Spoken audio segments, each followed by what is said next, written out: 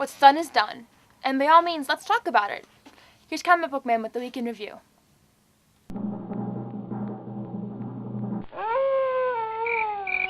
You and your crummy comic book. That's all you ever think about.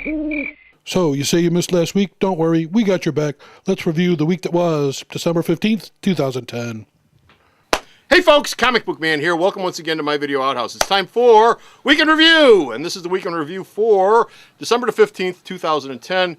This is where we look back at the week that was. As I've said many times before, if you take ShipShape for the same week and you put it together with this show, you watch it all together, you get a real good handle, real good feel for what happened the week of December the 15th. And maybe we'll see it all. 2010. And perhaps this week we'll actually see it all.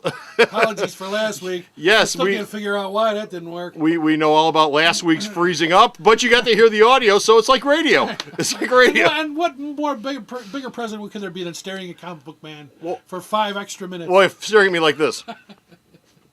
Well, stop freezing like that. Anyway, this week in review, as always, we're going to cover this week's shipping first. And in the Marvel Universe, Marvel had 2 books of note this week. And they are, first up, Black Panther Man Without Fear, number... what? You know, I've said this a million times this month, and I still can't remember. 513. This is the issue where T'Challa, Black Panther, takes over the Daredevil book. They keep the same numbering from before, but it's now Black Panther Man Without Fear. Daredevil is going to get a 4-issue miniseries from Andy Diggle sometime in the spring, which will resolve the whole Matt Murdock story. Matt's off walking the country, looking into his navel, trying to figure out where his life went wrong. But in the meantime, Black Panther is now the guardian of Hell's Kitchen. He's the guy who makes sure that nothing bad happens, and he gets his own book on top of it. At some point, if Daredevil gets his own book, I'm sure it'll be Daredevil number 1. So don't look for the old numbering to be picking up anytime soon for Daredevil. But here's the Black Panther's book, and I'll be honest with you, I didn't get a chance to read it yet. I did flip through it, though. The art looks interesting. It's dark and charcoaly. It's got a very charcoaly look to it. But it very much goes with the theme of the book, which is crime and Hell's Kitchen and that whole thing. When it's done, they're going to call it Heaven's Pantry. Yes, Heaven's Pantry, and they're going to open up a 7-Eleven. Hell's Kitchen 7-Eleven. That actually works. Only winning lottery tickets.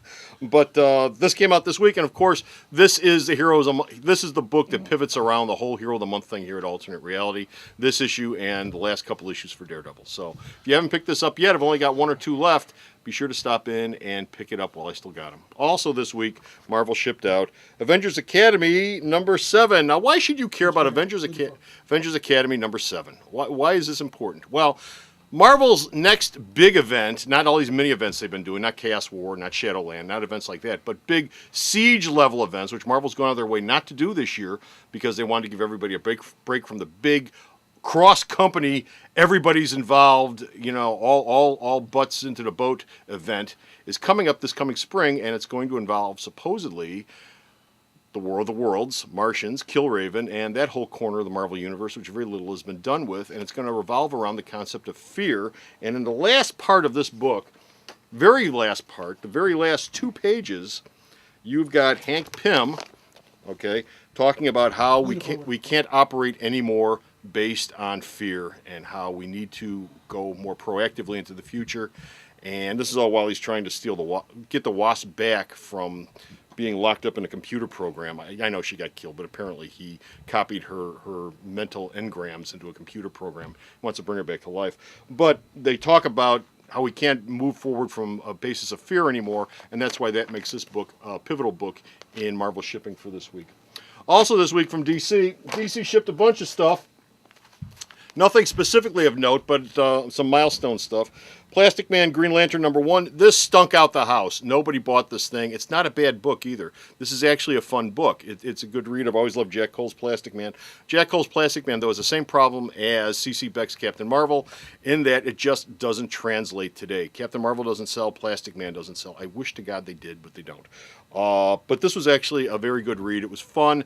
It was nice, the contrast between this cop and this cop. That's right, Neil O'Brien. He still works for the FBI. And how their methods differ from one another, but they both wind up solving a crime together.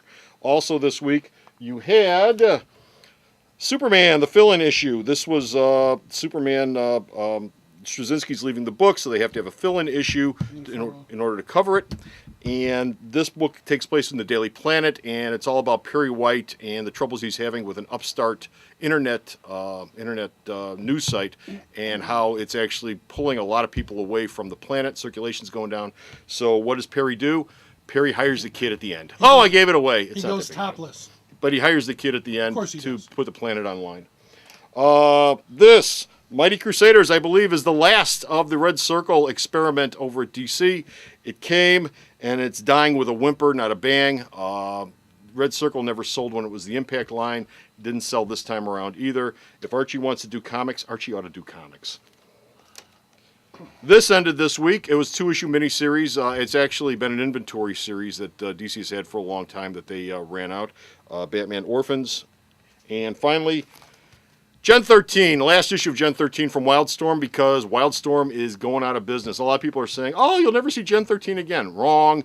The whole Wildstorm universe, as we know, is going to be folded into the DC universe, so I'm sure you'll see a DC imprint of Gen 13 and Danger Girl and Authority and Astro City at some point in the near future, but this is the last issue for this run of the book.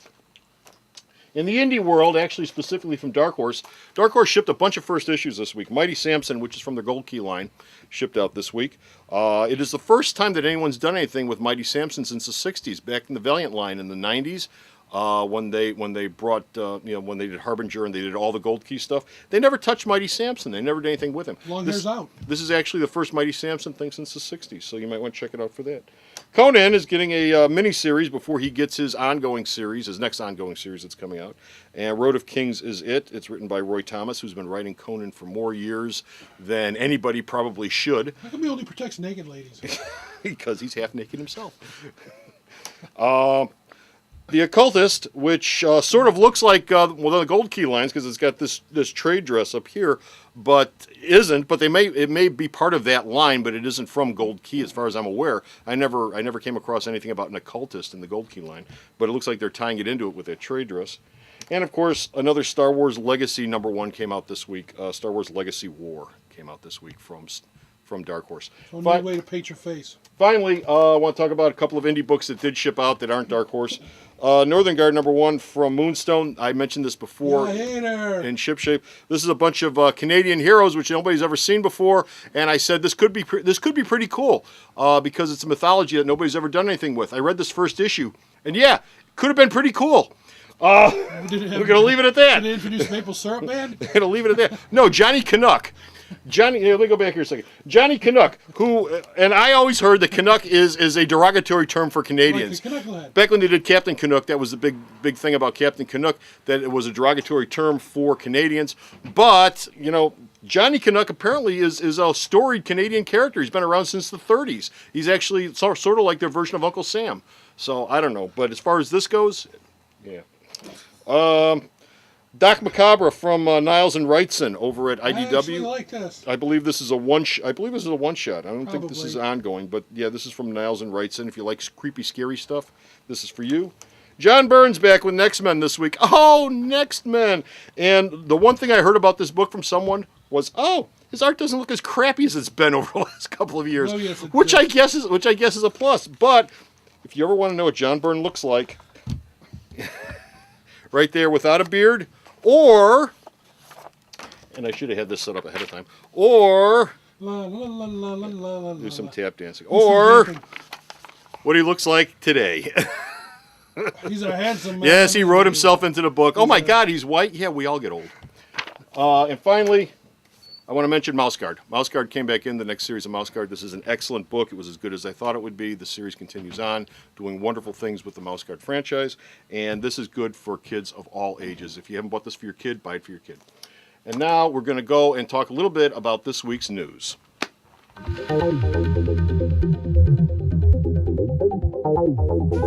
This week's events in the news, not a lot Christmas week, but a few things have happened that you probably might want to be aware of that we didn't cover in either media news or any of the comic news or wrestling news or anything.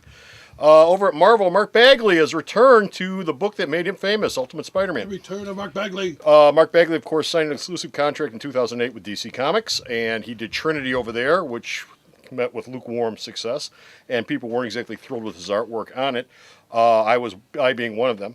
But he is leaving DC, or he left DC. He's coming back to Marvel, and he's going to be picking up on Ultimate Spider-Man with Brian Michael Bendis, the man who started the book with him way back when, Ultimate Spider-Man. Correct me if I'm wrong, but aren't they killing Ultimate Spider-Man? Well, that's what he's coming back for, the Death Oh. of Spider-Man storyline. He's coming back to work on the So he Death of won't be Spider-Man coming back for storyline. long. Bagley said that while he appreciates the opportunities that DC afforded him while he was over there, it's great to be coming back home to his first love of Marvel Comics. How diplomatic of him. Oh, I was just at DC. Let me get some of it off of my shoulders. Okay. Also in comic news, Fantastic Four #1. That's right, Fantastic Four #1. Marvel teased this week that Fantastic Four #1 is coming your way soon.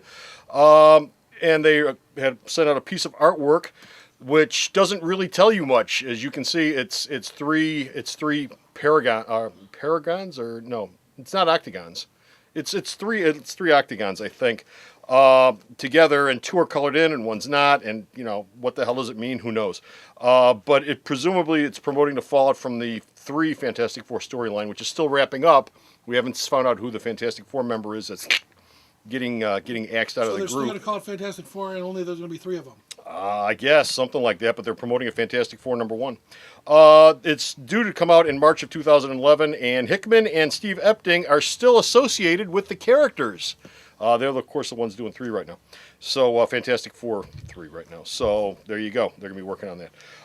In media news, Spider-Man musical has been delayed. The Spider-Man musical is delayed, has been pushed back until February, because folks are getting injured who are working on the play with all the special effects work. There's a lot of line work and wire work and flying around being done, and people on wires being swung out into the audience, and cast members and stuntmen are getting injured. And so they've got to sort of rethink everything and figure it all out before it comes back. This musical is either being called the biggest hit in Broadway history or the biggest bomb in Broadway history, one of the two, and everybody's on the fence about that. But we will see. As we've mentioned before, with the Spider-Man musical, Bono's doing the music, and it's being directed by Judy Taymor. I think her name, Taymor Tiber. She's the woman who is doing The Tempest right now that's in movie theaters. Also, network television is falling in love again with genre shows, ABC, NBC, CBS. They've fallen in love with genre shows after the success of Walking Dead and Vampire Diaries over at CW, which is a big success, and Battlestar Galactica, of course, on Sci-Fi, and Doctor Who at the BBC. ABC is, of course, looking at The Hulk, being helmed by Guillermo del Toro, and Alias, which Melissa Rosenberg of Twilight is writing. Not to be confused with Jennifer Garner's Alias. Yeah, not to be confused with Jennifer Gardner's Alias. And there are many other genre projects that are being looked at out there. Genre has never done well on network television. They've always done much better in syndication because it's a much smaller but very devoted core audience that watches. Lost was the last big genre-type show that was on network that had any sort of success. That's been over with for going on almost a year now. Since Lost wrapped up. So we'll see if they can actually make something fly. But look for The Hulk coming on ABC and Alias at some point in the near future. Wrestling news. WWE's TLC match was last night, our time, and for those of you who didn't see it, Edge won his 10th championship. He beat Kane and the Hispanic guy and Rey Mysterio in a 4-way match. Cena beat Barrett last night in his match, beat the crap out of him with chairs. And Miz won his match against Orton through interference from Alex Riley. So there you go. If you didn't see TLC, there are the results for you. That's it. We're done. We're finished. We're out of here. Merry Christmas, everybody. I hope everybody has themselves a happy holiday season this year. And I hope that Santa brings you lots and lots of presents. Until next time, this is Comic Book Man saying bye.